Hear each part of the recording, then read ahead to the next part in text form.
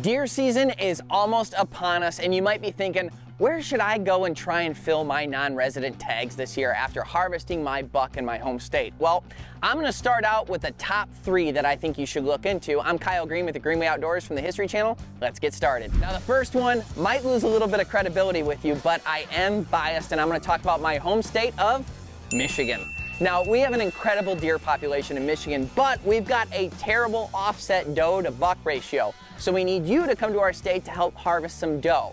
And it's very easy to do because you can buy up to 10 tags. At $171 for a license that allows you to harvest a buck or a doe, you really can't go wrong. Now let's talk about some of the pro tips you need to know for our state. First things first, in the Lower Peninsula, we currently have a bait ban in place. So don't plan on baiting for deer.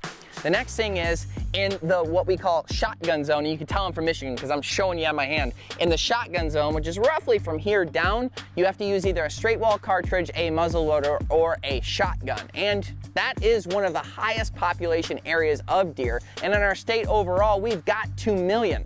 Now, if you're wondering about the UP, you can bait, but your likelihood of seeing deer up there is a lot more slim. But at the end of the day, with so many deer in our herd, Michigan is a great choice with tons of state land for you to choose from. Come, visit, and help us even out that herd. State number 2 is just below the Michigan border, and that is, I hate to say it for U of M fans, but Ohio, the great state of Ohio. With 600,000 whitetail deer in its herd, Ohio is known as big buck country. People travel from all over to go to Ohio because of their excellent genetics. And at $260 for an over-the-counter tag that allows a buck or a doe for non-residents, it is a great choice. Now, here are the pro tips you need to know. Number 1, the state limit of whitetail deer is 6 and only 1 can be antlered, but a lot of counties have limiters in place where you can only hunt 2 deer. So in order to get to your 6 deer limit, you would have to hunt multiple counties. And you're gonna wanna scout ahead of time. Reason being is because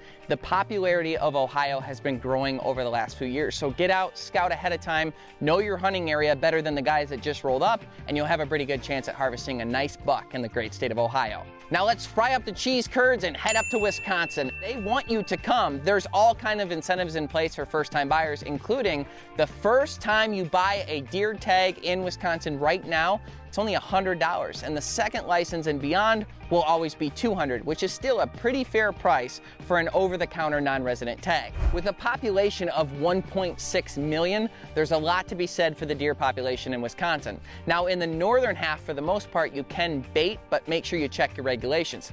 But one thing to keep in mind is, and I'm not a trophy hunter, but since the 1950s, the great state of Wisconsin has had more entries into Boone and Crockett than any other state. And that's kind of enough said. Well, that's the summary of the top 3 states that the non-residents need to check out this year for whitetail deer hunting. I'm Kyle Green with the Greenway Outdoors on the History Channel. Thanks so much for checking us out. We'll see you in the field.